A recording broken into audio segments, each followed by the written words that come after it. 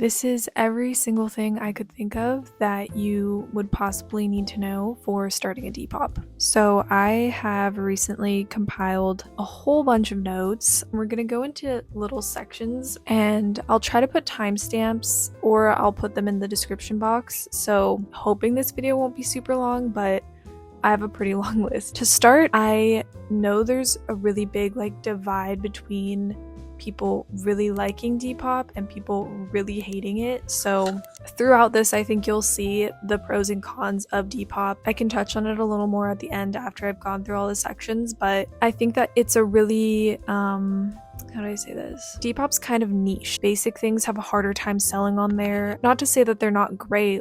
I see a lot of really great quality basics on Depop. They sit for a little while because I feel like people who shop on there are really looking for something unique, often vintage. Streetwear is typically the style that sells best on Depop. It has a lot of longevity and mostly things that are trending. So I guess throughout this you'll see and you'll kind of get a feel for if Depop really is for you. So yeah, let's jump into it.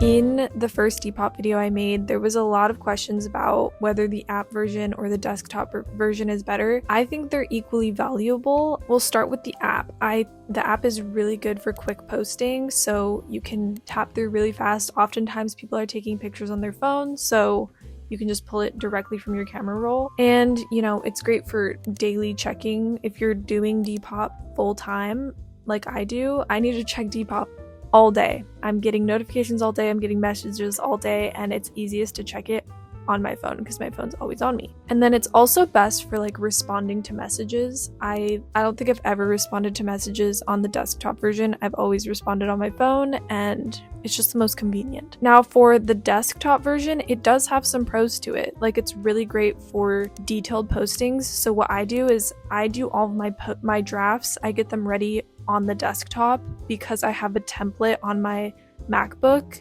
And because I have a MacBook and I have a iPhone, it makes it really, really easy to sync my photos to my iPhone. They automatically upload through iCloud, and so I don't have any problem with it. I think that if you were, if you had it an iPhone and then, I don't know, a Dell laptop or something, it might be not worth it for you and it might just be easier to do it on your phone. So yeah, I make a template. It's really nice. It's really convenient. It makes it so that I don't forget any of the details that I need in there. And yeah, I love it. That's why I use the desktop version. It's also great for moving all of your sold items down. I hate when I go to someone's Depop page and they have sold items mixed with not sold items, and then you don't know where the available items ends. So I like to move all my sold items down, and I don't think you can do it in the app. I've only been able to do it on the desktop. It's really convenient for that, and I highly suggest doing that if you are selling a lot on Depop. Move the sold ones down. The desktop is the only place that you can really look at your stats, your revenue stats, your sold stats, and that's key. I mean, if you're selling on Depop full time, you're gonna want to know your monthly stats, weekly stats, daily stats, yearly stats even, and you can pull all of those records too. If you want to look year to date, you can do that. You can pull those records on the desktop version. You can't do that in the app. So like I said, there's pros and cons to both. I use both all the time, and it would be really smart to get comfortable using both the app and the desktop. And yeah, there's no harm in doing it. So okay, the next section is items. Yeah, I'll just go into a little bit of detail on what things to post, what things are worth posting, what things aren't worth posting. You want to make sure that if you have an item, it's going to have minimal to no damage. I can't stress this enough. It bothers me, and I know it probably bothers you when you get an item and it's a lot more damage than you thought it was, or it just didn't seem worth it. Those kind of items are going to sit longer on your page, and so it's probably not worth it to even post it if it has a lot of damage, unless it's something like a vintage Gucci bag or something like that has a little rip in it. I guess you really have to consider what's worth it when it comes to the level of damage and what the item is. So if it does have damage, definitely make sure you write that in the description and be very, very, very transparent about it, because you don't want to go upsetting your customers or anything. So Minimal to no damage is definitely what I would recommend. And then the items that do the best I've noticed on Depop are unique items or items that are trending. For example, right now in spring of 2023, ballet core is still thriving, so those items are definitely selling. This is an area where I would suggest doing research or like spending some time on social media and kind of looking at what's up and coming. Also, make sure that you're posting things that are seasonal. Like right now, I would definitely start posting spring and summer stuff. I would kind of hold back a little bit on posting winter things. It's still, I know it's cold still in some areas, but people are kind of not buying those things right now. They're definitely leaning more towards the upcoming season. So sell either in season or be a little early on it. You know, like summer's not for a little while, but you can definitely start selling summer stuff right now. And I think people will be buying it. Okay, so the next section is photos. This one I think can really carry your Depop page. If you have pictures that are all over the place, there's a ton of clutter in the background, I don't think that your page will take off as quickly as it can if you are consistent with the background. Definitely have a clean, not too busy background going on, and definitely be consistent with it. Use the same background every single time, or you know, if you're doing like something different seasonally, just be consistent in a large chunk of time. So if like in the winter you want to do one background, go ahead, do that. And then like spring, summer, you want to do another background, go ahead and do that. You know, just don't switch it up every single time you post because it'll just look messy.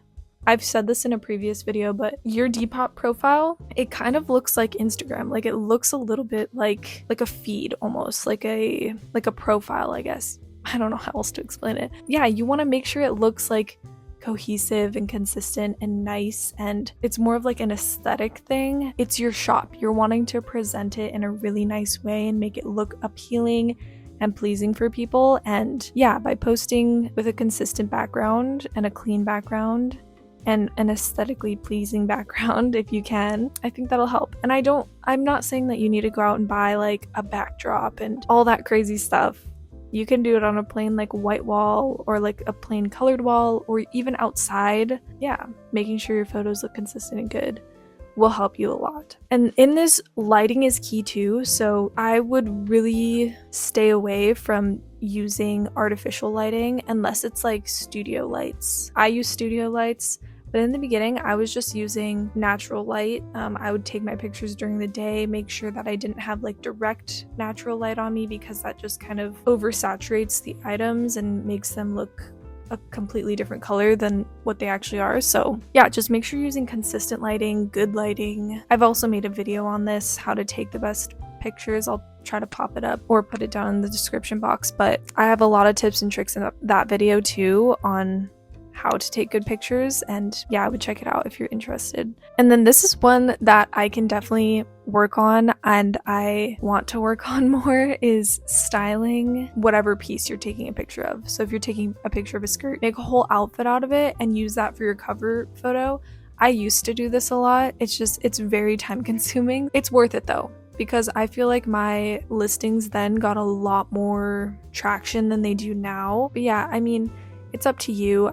I do think it's worth it to style it and use it as the cover photo. It also like makes your page look really good when you do it that way. And it gives people an idea of like how they can style that piece and how they can wear it. Another thing is to use the back camera if you can. If you're shooting with your phone, which I shoot with my phone, I have this camera here, but I only take my pictures with my iPhone. It's the easiest way, and I have the 14 Pro Max, and it's like, the camera's crazy. I feel like I don't need anything extra, and I also use one of these. You can get these on Amazon for a really good price. I think mine was like, I think I got a 4-pack for like $10 or something like that. But yeah, it's just a Bluetooth shutter thing. It's so that you can take a picture from far away, so you just set your phone up. And in that video that I did on how to take the best Depop pictures, I definitely have more tips on using a phone for a camera that makes it so much easier. So definitely check that video out. And then the last thing in this section is to add a video if you need to. If you have an item that's super shiny and you want to show and it's not showing up in the pictures, like how shiny the item is, definitely take a video of it with like the flash on, or if something's really pilly and it's not picking up on your phone, you know, definitely take a video of that pilliness. I think that the video is really helpful for showing added detail that pictures can't pick up. So definitely utilize that. And it adds, like, you could have 4 pictures for your Depop listing, but then you can also add a video. So that's 5 in total. And like, the more the merrier, in my opinion. When I'm shopping on somebody's page, if they don't have all of the pictures utilized and like I don't get as much detail as I would like, I'm less inclined to purchase a piece. So, and I lied, that wasn't the last thing. The last thing is, if you can, wear the pieces when you're taking pictures of them. There's a huge difference from a flat lay or like a piece of clothing that's taken not on a body versus the piece of clothing on a body, because it's obviously going to look different and people really want to see it on a human. That's a pretty big tip. And I think that even if you're thinking of things like, oh, should I do this or should I do that, just think of what you would prefer to. Majority of people I've talked to prefer seeing items on person. Okay, next we're gonna go into the listing itself. So doing all of the listing after you've taken pictures and everything. So for starters, I kind of mentioned this, you get 4 pictures and 1 video, and I try to use all of that whenever possible, because like I said, the more the merrier, and the more detail you can have, the better. I mean, people love detail, especially because like they can't try the items on. Oftentimes, like I don't take returns, so it's helpful for me to be as descriptive as possible, and going into that, definitely be as descriptive as possible once, like, you know, in actual words. So when you're writing like your title and everything, you want to write out what the item is that you're selling. This is how I do it. On the first line, I write out what I'm selling. I try to like put a little bit of like, if it's vintage, I write vintage, whatever the brand is, whatever the item is. You know, if it's from the early 2000s, I'll write Y2K brand item. That's kind of the template that I have. And then under that, I put the item measurements. So if it's a top, you do pit to pit, the length.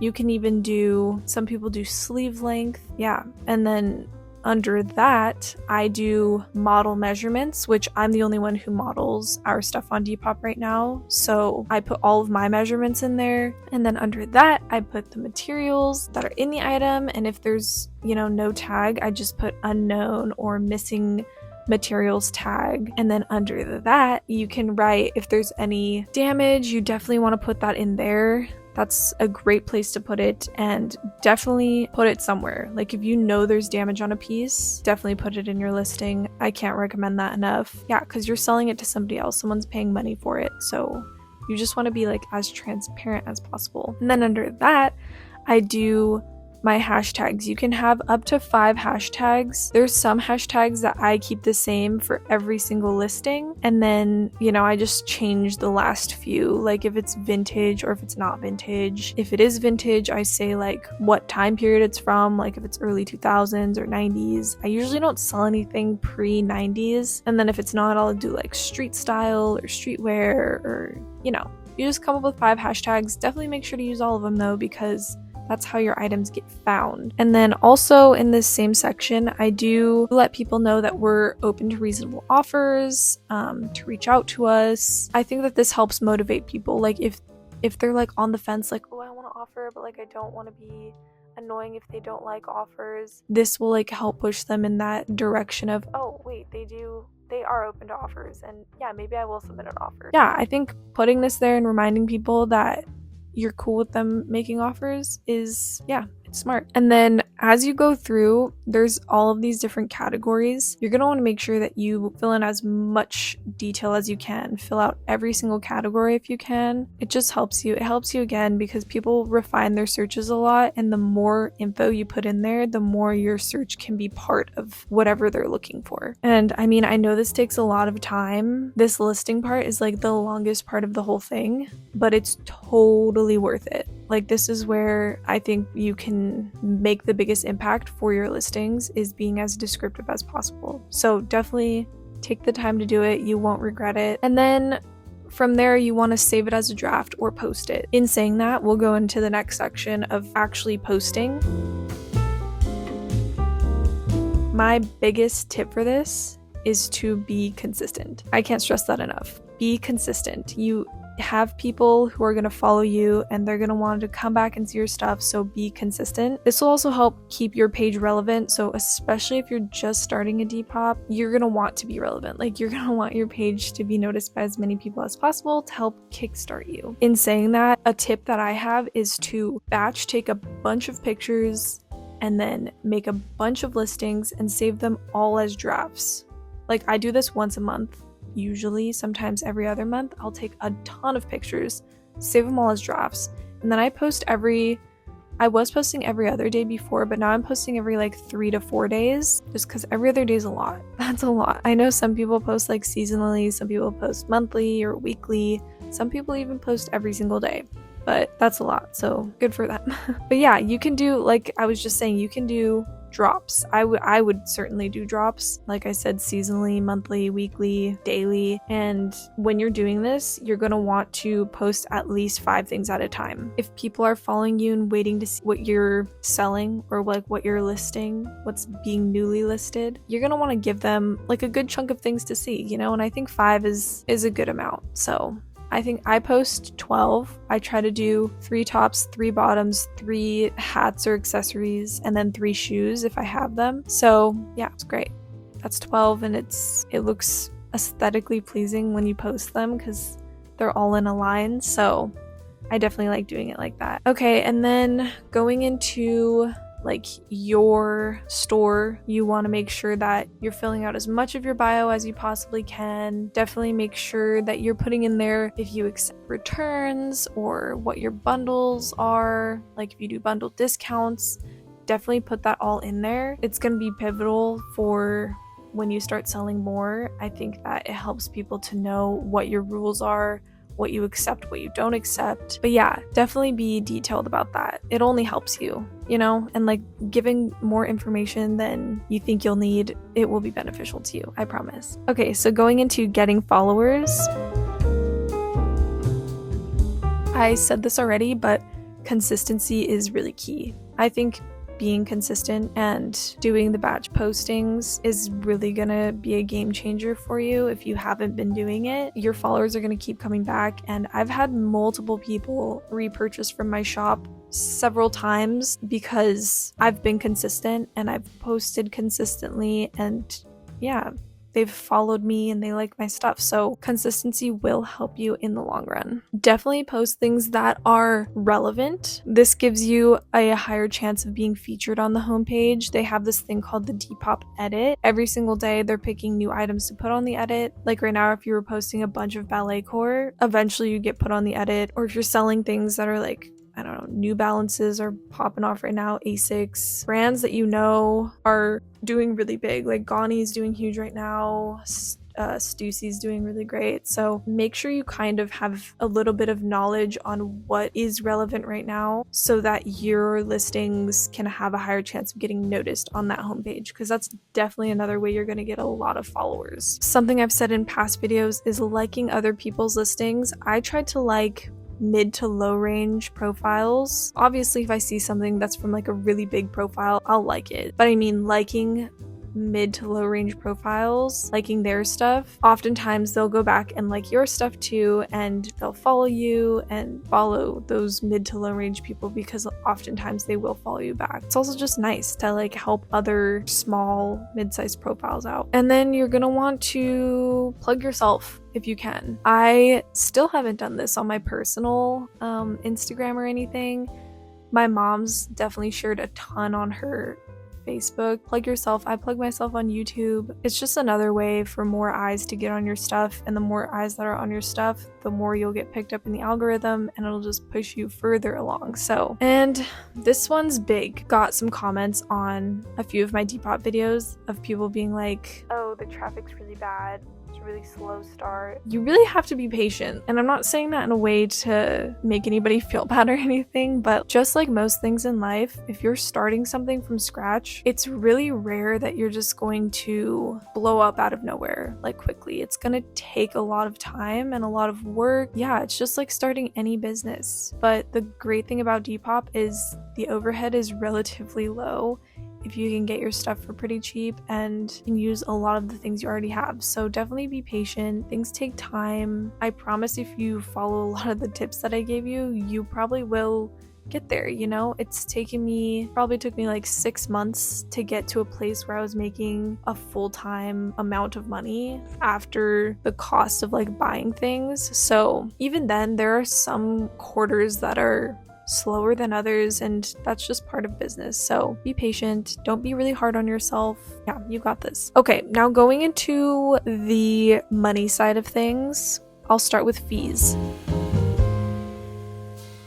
Some people complain a lot about the Depop fees, but let me tell you, Depop charges a lot less than some other platforms. Depop takes a 10% cut of your sales, whereas platforms like Poshmark, for instance, they take 20. Yeah, it kind of sucks, but it's also at the same time you have to remember, like, you're using their platform and you're probably getting more success on Depop than you would be if you started your own website, like a Shopify account or something like that, which then you're paying Shopify. So if you're using any merchant service or reselling platform, you're gonna have to pay money. 10%, it's not really that bad. Taxes, this varies depending on the buyer's state. So the buyer pays the taxes. You won't be paying the sales taxes on that.